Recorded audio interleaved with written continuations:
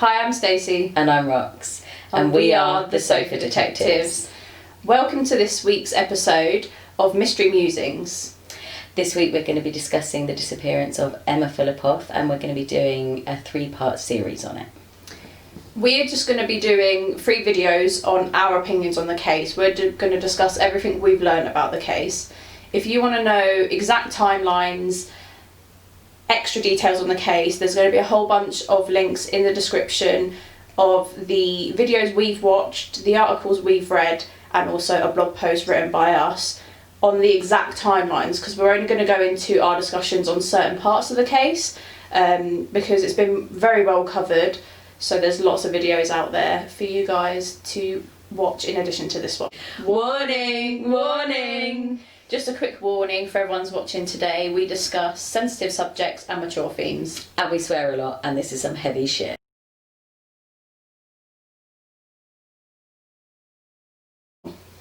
Okay, let's jump right into it. It's happening. So, we were going to discuss for the first... Maybe we should discuss Emma a tiny bit, cool. What people thought of her and stuff, and then that. move on to the theme of the video. Yes. So, Emma Fillipoff was 26 when she went missing. Yes, because I think she celebrated her 27th birthday. Yes. When she was missing. When she was missing. Yeah, it was like a month and a half after she went missing, wasn't it? And she went missing in Canada, and she still hasn't been found. So we have found this case very, very interesting. Yes, ridiculously so. There's so much information, and it's weird. There's so much information, and yet there's not enough information, to find her, to find out what happened to her. We thought if we did another video on just her life and what they know so far, it would just be another repeat of the videos that already exist. So we decided, right, we'll split it into 3 different segments of what we found interesting within and different angles of the case, right? Yeah, because there's already so many really good videos out there already about her life and the timeline of events that happened. But yeah, she went missing in 2012, right? She did, yes. And she was known as a really, really, really sort of free spirit. She didn't wear shoes a lot of the time. She was always writing poetry and sending her family poetry. Sounded amazing. Yeah, and so she went off to a different part of Canada when her parents split up. No, I think she went travelling first, didn't she? Then she went to different she went travelling, yeah. And then after kind of like a bit of a descent into what sounds like madness and a bit of a breakdown, she eventually finally completely went missing just a few hours before her mum came to visit her and basically bring her home. Yeah, I think the last time that she was seen was 3 hours before her mum arrived. Yes, it was, you're right, it was 3 hours. And it's just like, that must kill her mum. Close. Yeah.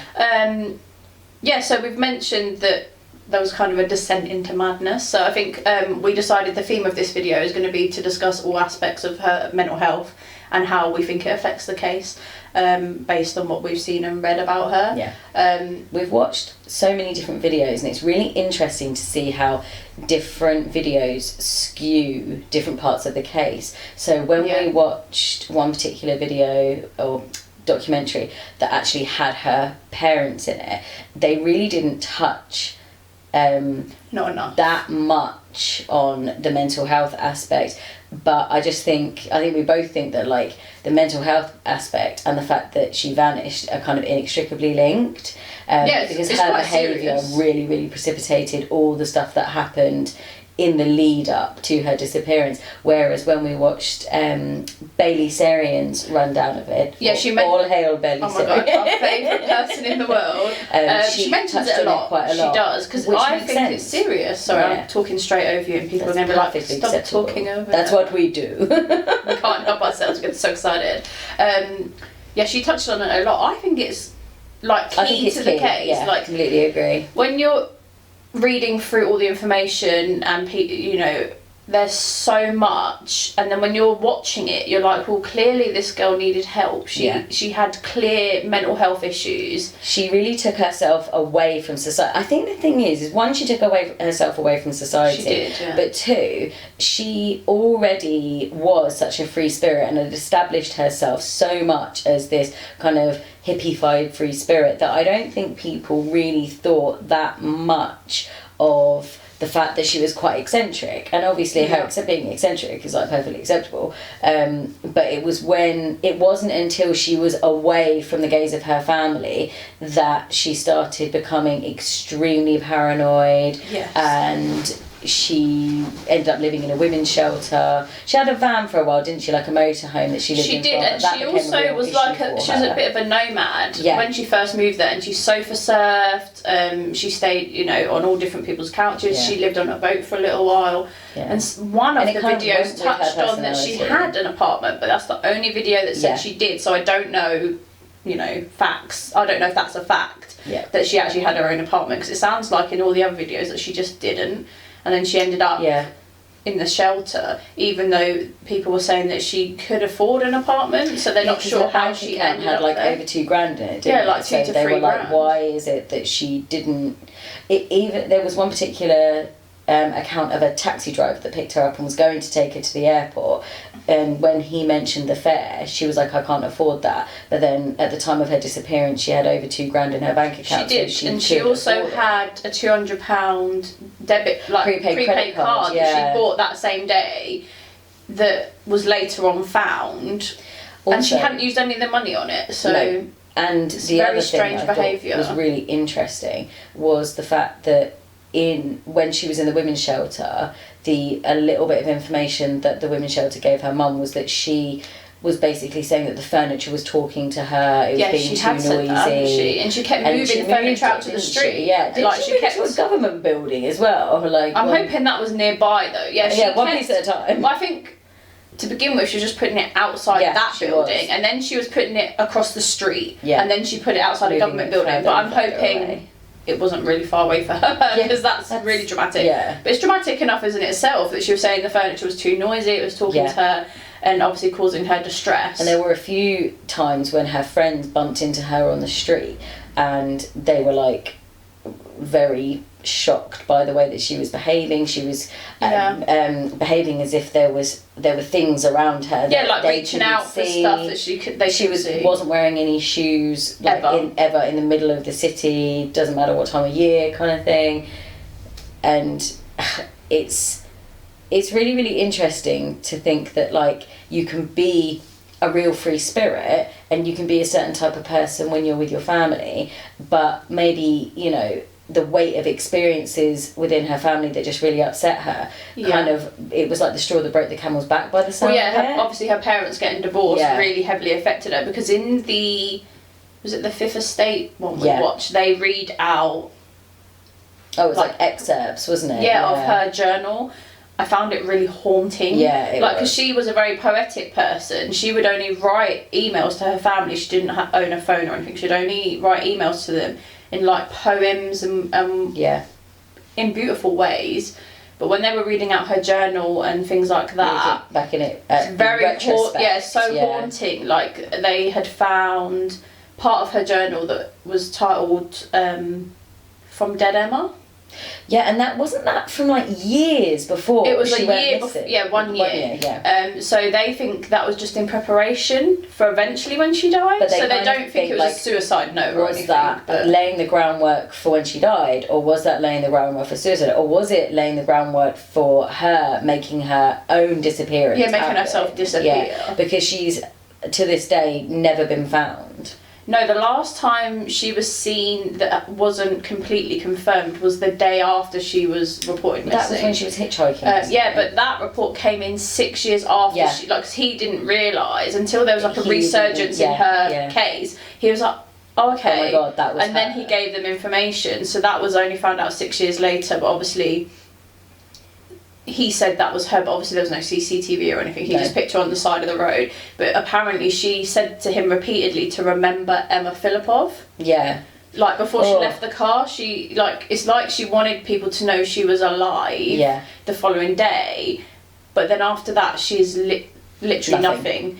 They haven't had any good leads or anything.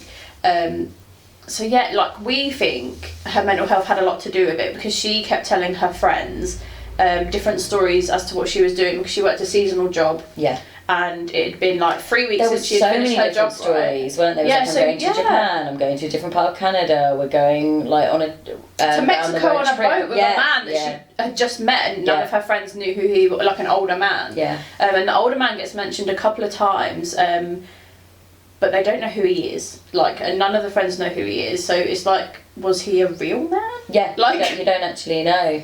There's just so many angles and so many questions. There was one part it was just before she went missing, wasn't it, where a friend of hers, he saw her on the street, was really, really concerned about her,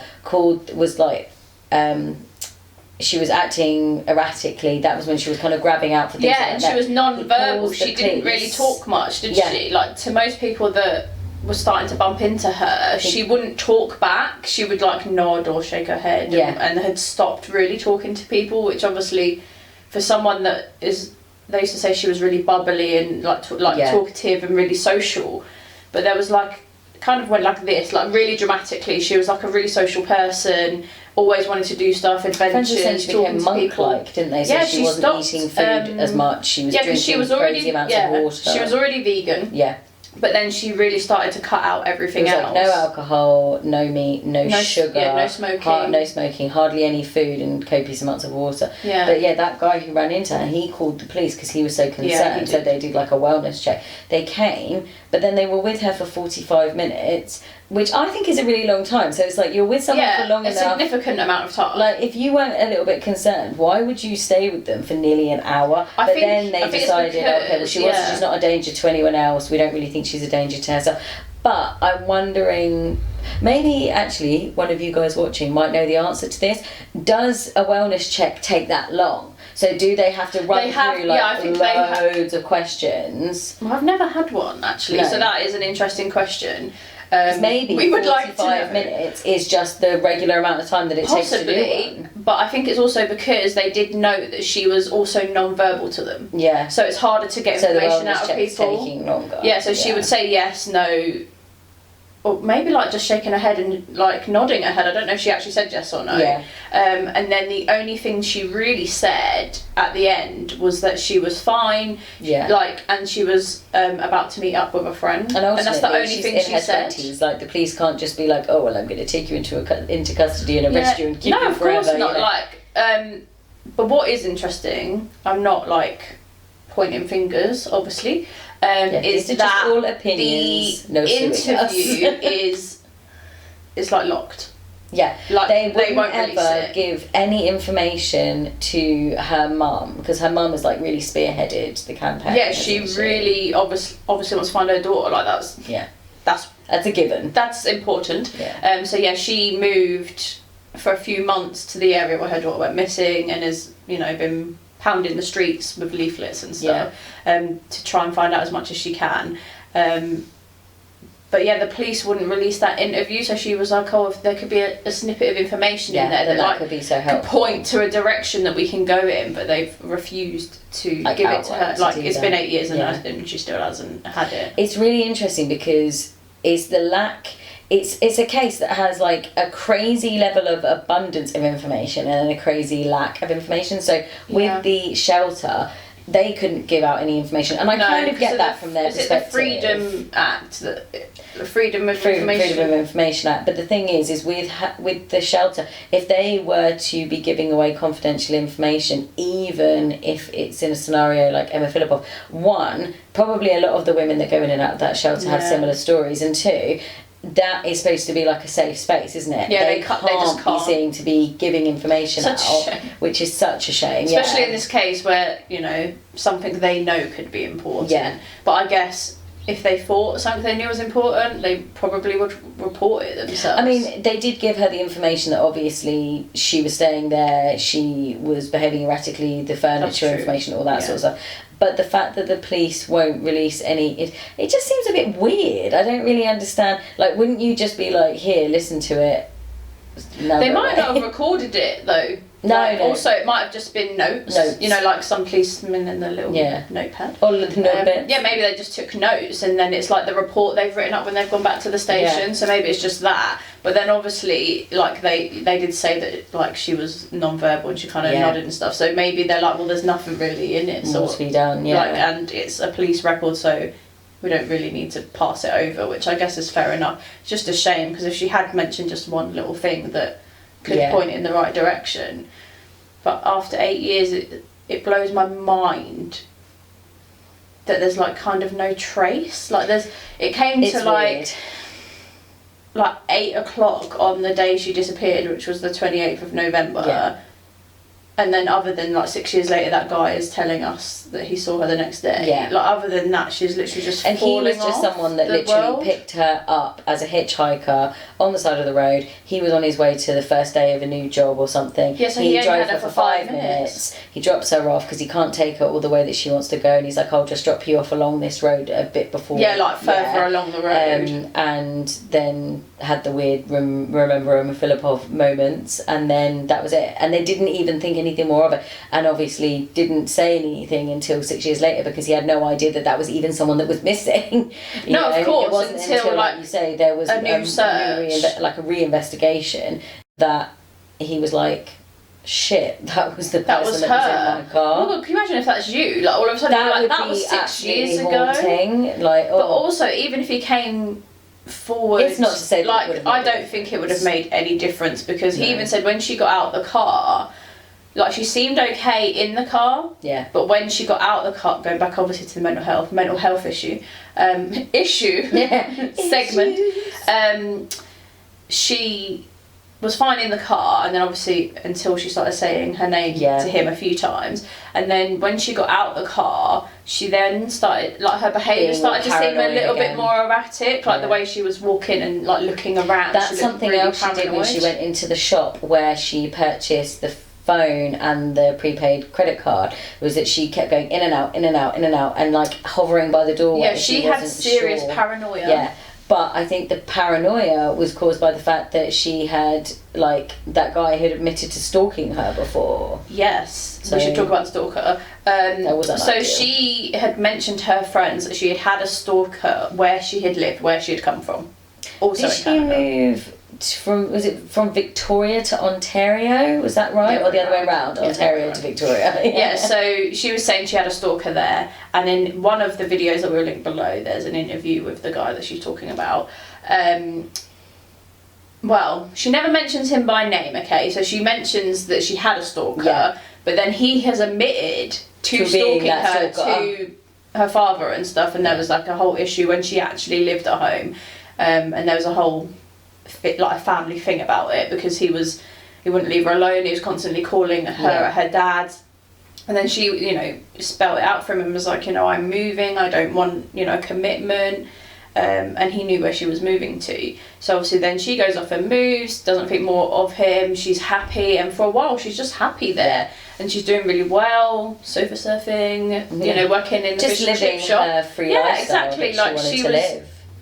Always sending like jovial, poetic emails to her family, and no one seemed to suspect anything was wrong, because at that point they had no reason to think at that point I don't think there was. No. But eventually like her friends had made note of her strange behaviours, like she was obviously always eccentric, always she was always really sociable and bubbly, wasn't she? Yeah, she was, and wanting to go on adventures and everything. Some weird thing happened where all of a sudden, overnight, she did not want to be around any men. Yeah, exactly. Like, she wouldn't socialise or even really interact. She wouldn't go to any parties, nowhere that she would be men. Yeah. So that's very, very telling. I mean, some of her friends just sort of said that they believed that she'd been sexually assaulted in some way. Yes, there was a lot of comments also under videos that people were saying this is like common behaviour for someone that has been assaulted, which obviously is really sad.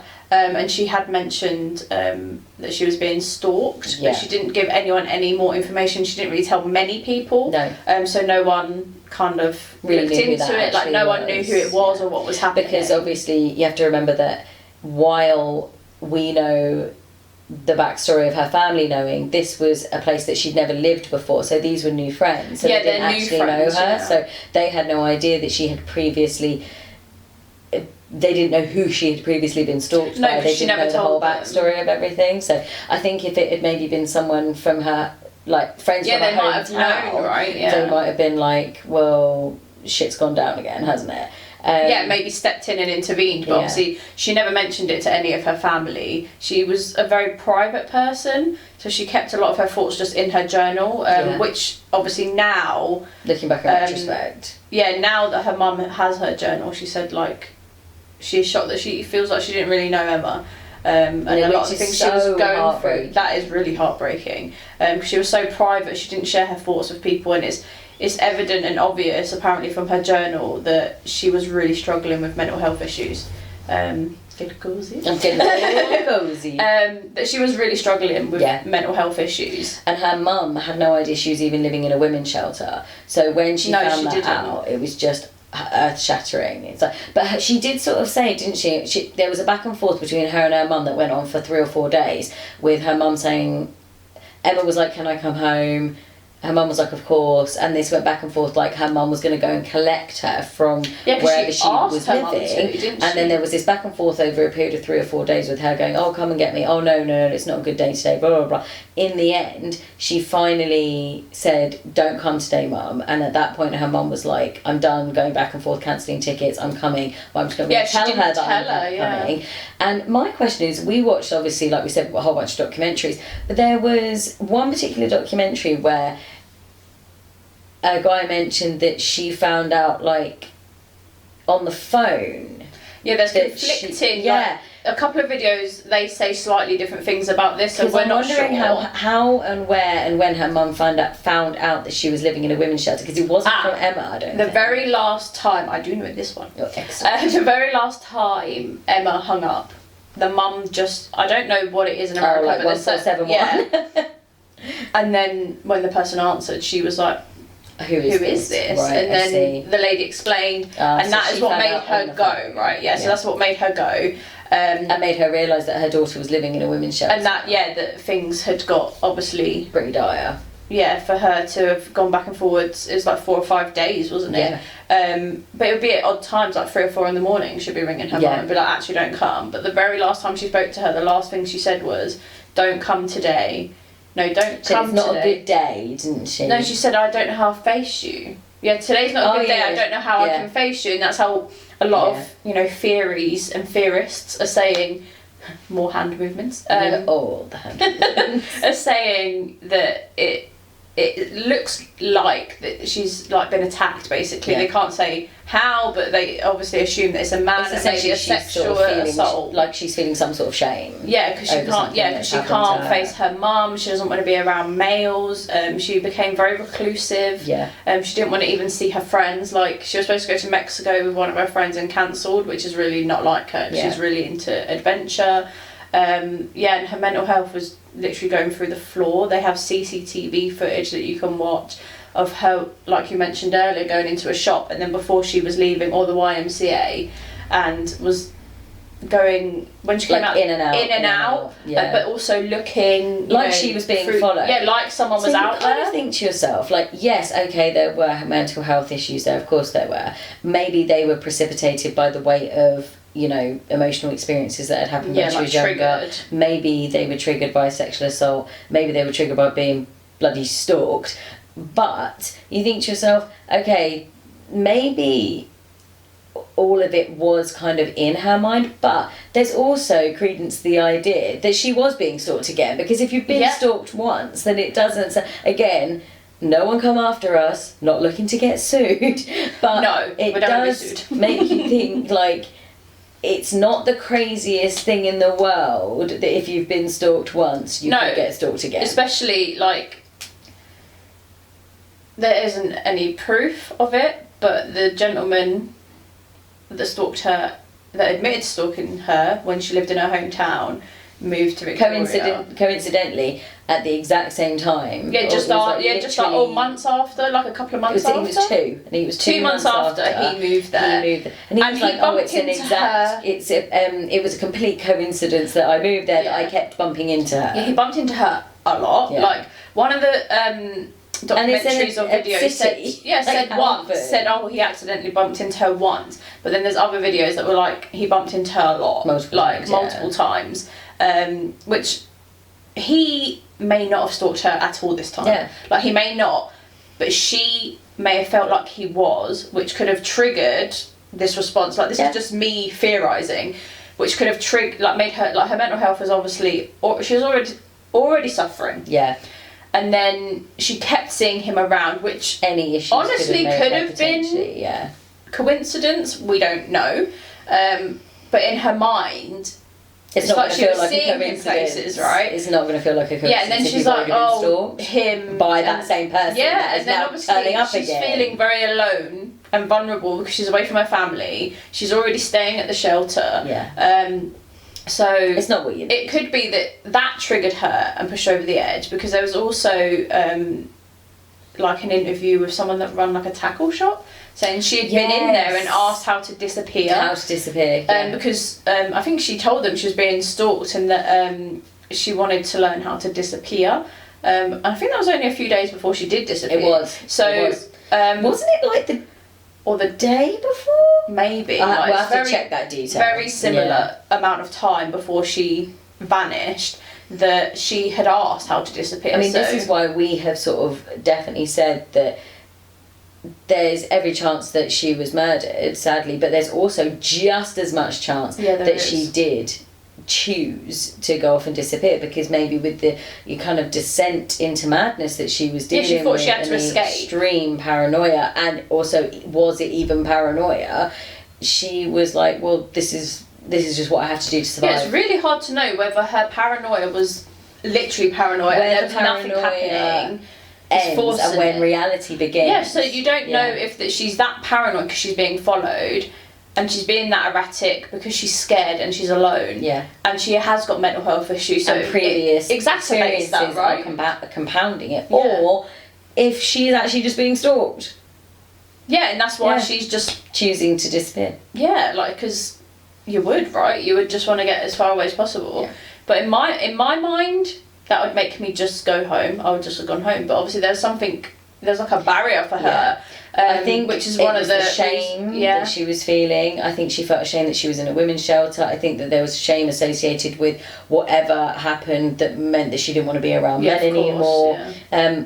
I think also the difference in family dynamic once her parents divorced and all of the stuff that went on there that was I think that hit her really hard. I think it does sound like it really hit her hard, and that going home wasn't quite like kind of the maybe sweet reunion that it would be for most people going home.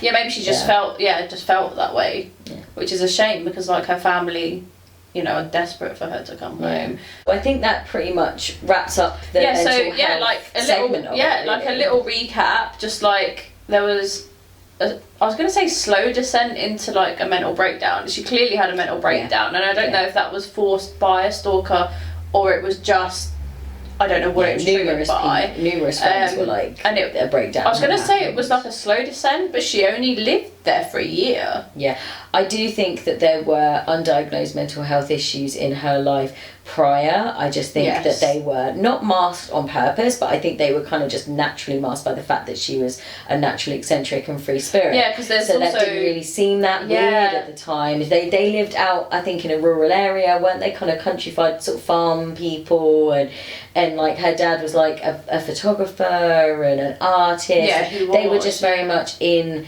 this world of artistic license and freedom, so it didn't really like a free spirit. It didn't seem weird when she was within that context, and it didn't even seem weird when she eventually moved away, but it was when the eccentricities started to not just become like part of her character, it was her entire character, and then it went from being eccentricities to she's not taking care of herself, she can't manage her finances, she's completely paranoid, she's living in a women's shelter. It was a descent, I think maybe the descent, that portion I think it was quite dramatic. It Like, was I think so it happened dramatic. really quite fast. And like I was just about to say, that was it. I think she was kind of Slowly, like this, and then it was a nosedive, wasn't it? Yeah, definitely. A lot of people were saying that she definitely had a mental break, and that it's been theorised that she suffered with schizophrenia. Yeah. And I don't know what facts they have based on that. Just obviously maybe that's based on her behaviour. Yeah, based on her behaviour and the way she was.